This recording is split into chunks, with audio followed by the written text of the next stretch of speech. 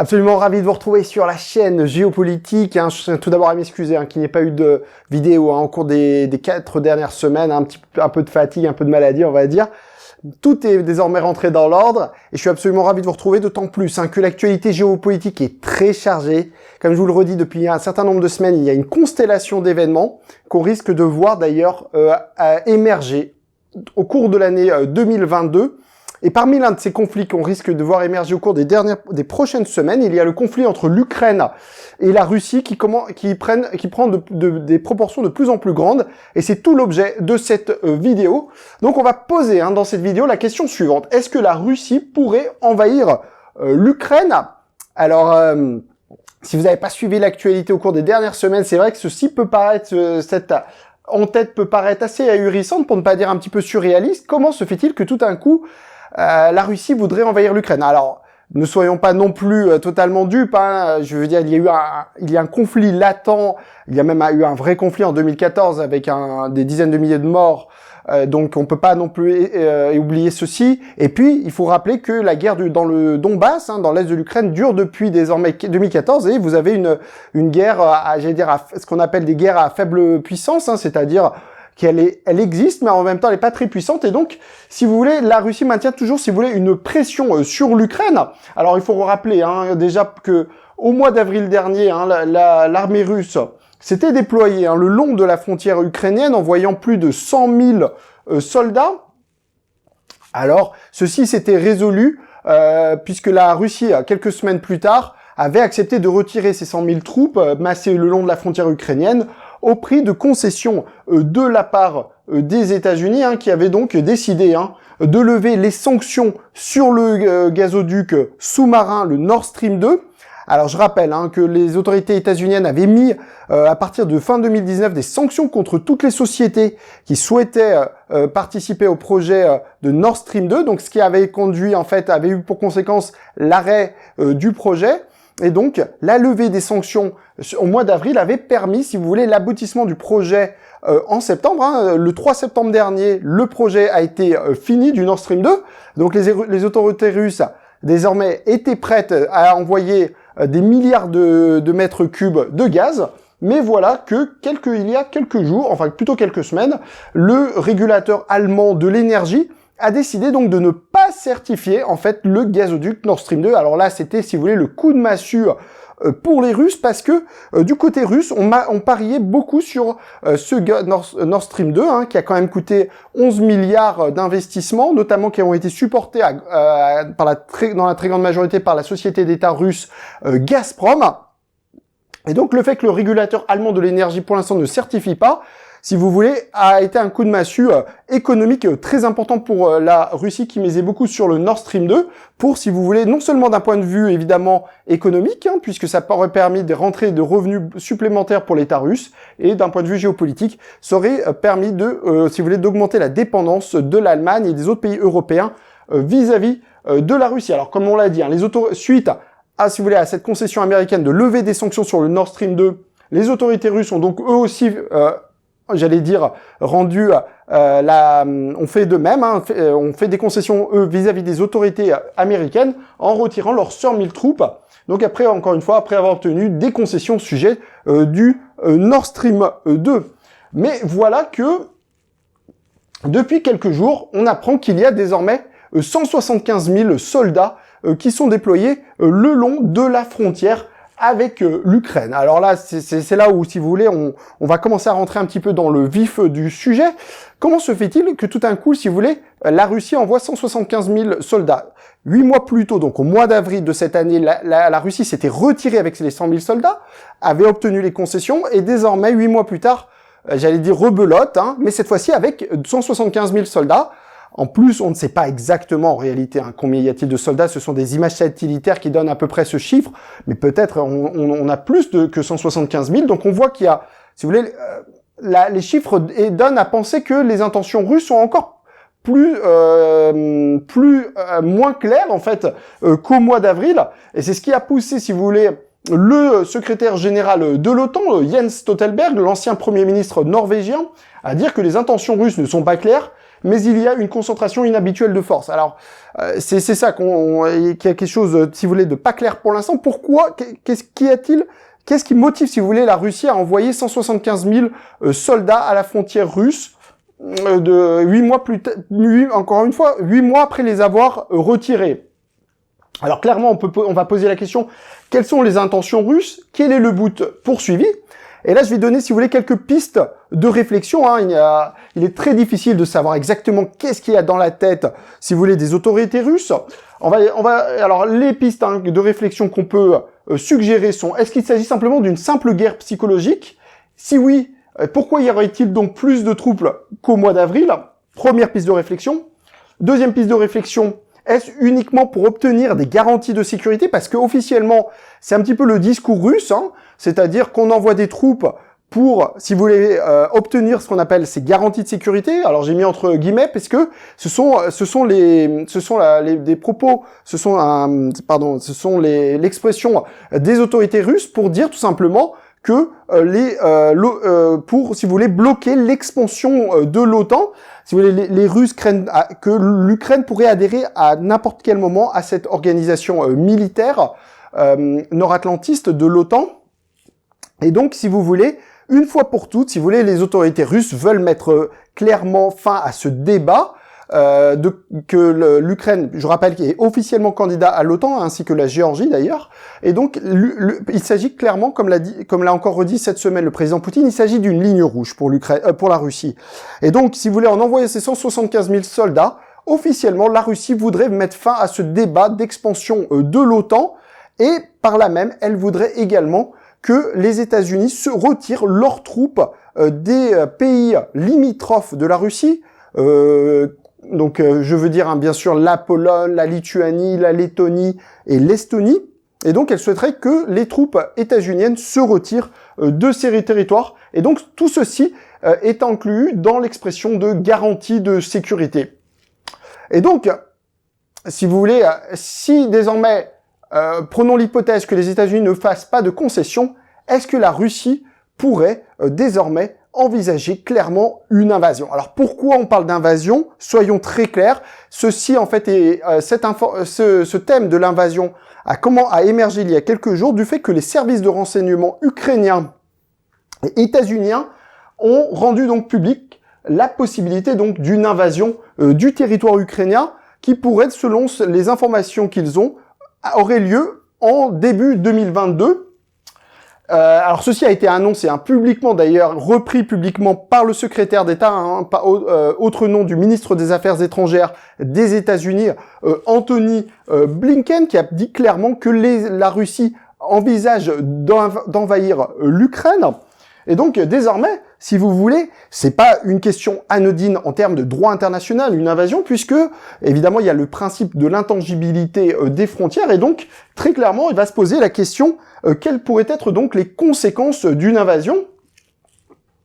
Alors évidemment, si vous voulez, ça se pose déjà si vous voulez, les conséquences, elles pourraient être déjà d'un ordre militaire et juridique. Donc déjà commençons, si vous voulez, par déjà un petit peu voir au niveau juridique qu'est-ce qu'il pourrait avoir comme conséquence. Alors déjà, on évoque, on évoque déjà de possibles retours de sanctions sur le Nord Stream 2. Alors c'est-à-dire que le président Biden et son administration ont levé en fait, si vous voulez, les sanctions sur le Nord Stream 2, mais désormais ils sont prêts à faire machine arrière en remettant des sanctions sur le Nord Stream 2. Et d'ailleurs, le nouveau gouvernement allemand qui a prêté serment hier a redit sa fidélité à son alliance avec les États-Unis et donc sont prêts à remettre en coopération avec les États-Unis des sanctions sur le Nord Stream 2.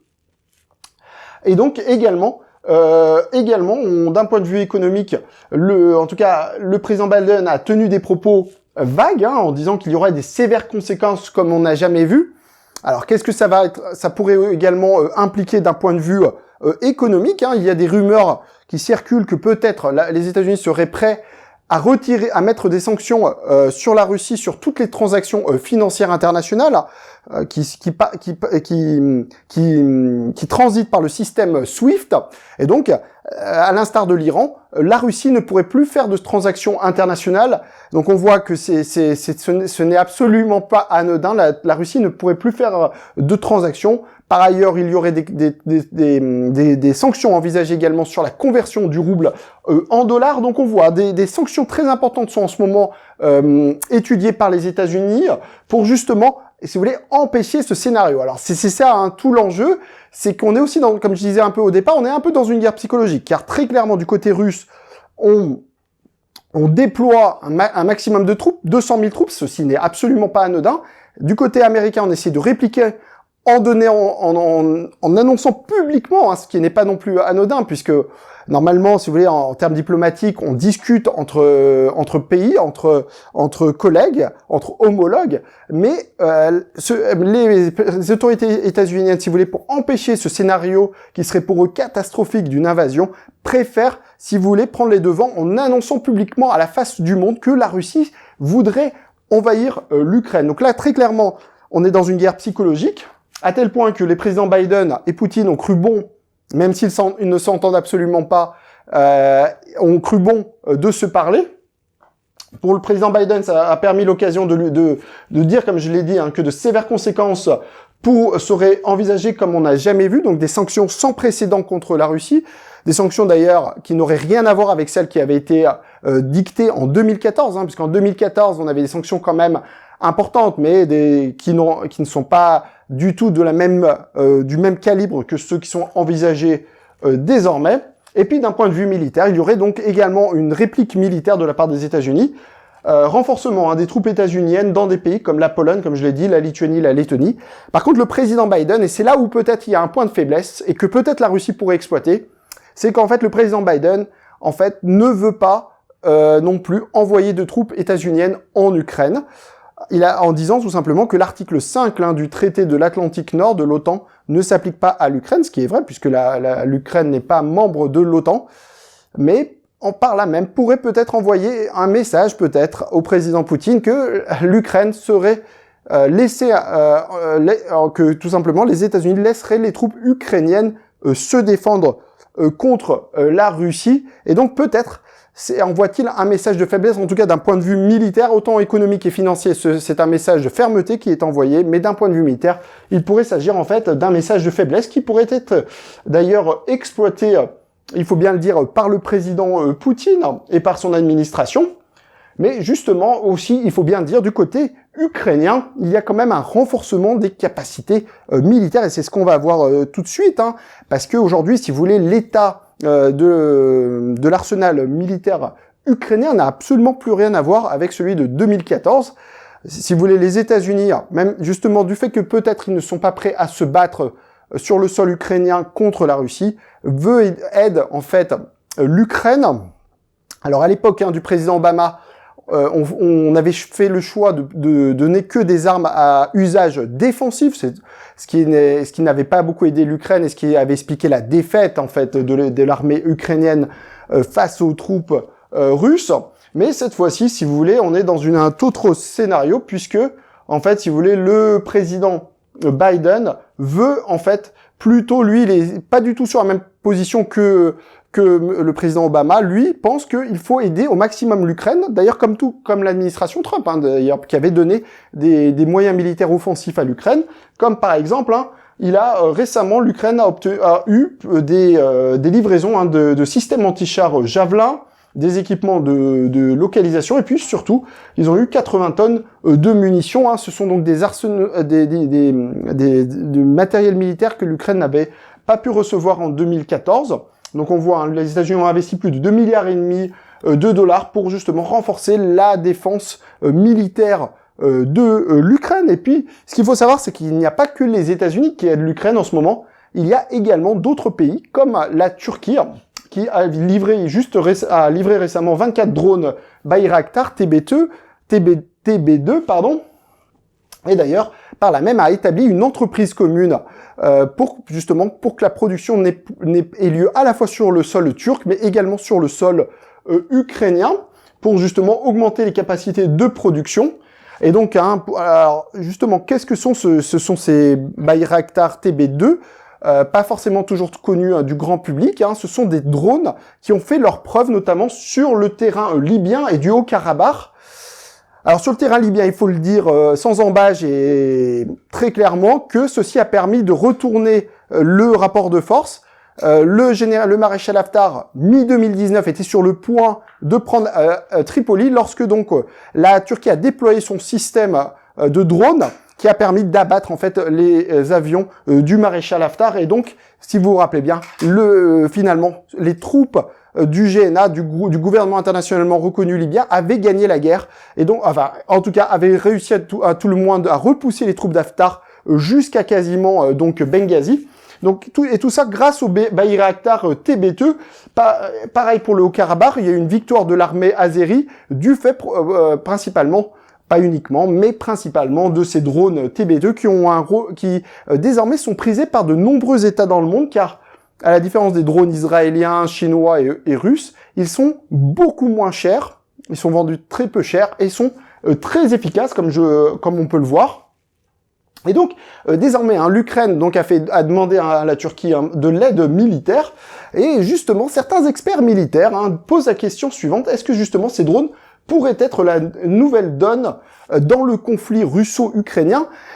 Et d'ailleurs, peut-être cela pourrait pousser les militaires ukrainiens à peut-être désormais prendre la revanche, j'allais dire, puisque du côté ukrainien, il faut bien le dire, on serait pas, certains généraux ukrainiens pensent qu'il faut passer à l'offensive, ils le disent clairement, car ils pensent que l'Ukraine subit notamment des missiles tous les jours lancés depuis la République populaire de Donetsk, et certains disent que c'est le moment justement d'attaquer et d'entrer et de reprendre les territoires, ce qu'ils appellent pour eux les territoires perdus, notamment la République populaire de Donetsk et la République populaire de Luhansk. Et donc, très clairement, c'est bien pour ça que, en fait, à la fois, il y a un risque, comme on l'a dit, peut-être d'invasion de l'armée russe de l'Ukraine, mais également, il y a un risque que l'armée ukrainienne attaque les positions séparatistes. Et donc, c'est bien pour ça qu'en fait, si vous voulez, les nouvelles capacités militaires ukrainiennes pourraient être, si vous voulez, par ailleurs, utilisées pour justement mener une offensive. Et donc, il ne faut pas non plus exclure du tout cette possibilité. D'ailleurs, au passage, il règne en Ukraine une situation de flou total. On a appris quand même il y a moins de 10 jours que par la voix même du président Zelensky qu'il a subi une tentative de coup d'État. Alors ceci est passé plus ou moins inaperçu, mais apparemment il n'est pas clair du tout qui était derrière ce coup d'État. Est-ce que ce sont des nationalistes, les nationalistes ukrainiens ou est-ce que c'est un complot, enfin une tentative depuis la Russie? On n'a absolument aucune information. Soyons clairs, ne faisons pas de spéculation inutile. Mais tout ça pour dire qu'en fait, il règne un sentiment, si vous voulez, d'énorme fébrilité en Ukraine qui pourrait peut-être pousser, si vous voulez, à une guerre peut-être non voulue d'ailleurs, mais qui pourrait émerger à tout moment du fait de tensions permanentes sur le sol. Et donc, si vous voulez, du côté américain, on se prépare à cette éventualité. Et donc, tout ceci pour dire qu'on est peut-être, sans doute, à la veille, on n'est jamais sûr du pire, mais peut-être d'une guerre directe entre la Russie et l'Ukraine, qui pourrait encore une fois émaner soit du côté ukrainien, soit peut émaner du côté russe. En tout cas, du côté des États-Unis, on comprend très très bien qu'aujourd'hui, si vous voulez, de façon générale, il y a un risque de déstabilisation ce qu'on appelle des régimes démocratiques, en tout cas pour reprendre une expression venant des États-Unis. Car le président Biden comprend très très bien qu'aujourd'hui, ce qu'il appelle des régimes autoritaires comme la Russie ou la République populaire de Chine tentent de déstabiliser des régimes démocratiques, que ce soit l'Ukraine par la Russie ou que ce soit Taïwan par la République populaire de Chine. Et c'est pour ça que ce soir, un sommet, ce que le président Biden appelle un sommet pour la démocratie, donc organisé à Washington, et il a convié un pays comme Taïwan, ce qui a provoqué l'ire de la République populaire de Chine. Mais le président Biden est déterminé à envoyer un message au régime, ce qu'il appelle au régime non démocratique, de ne pas justement que les États-Unis défendront les valeurs démocratiques.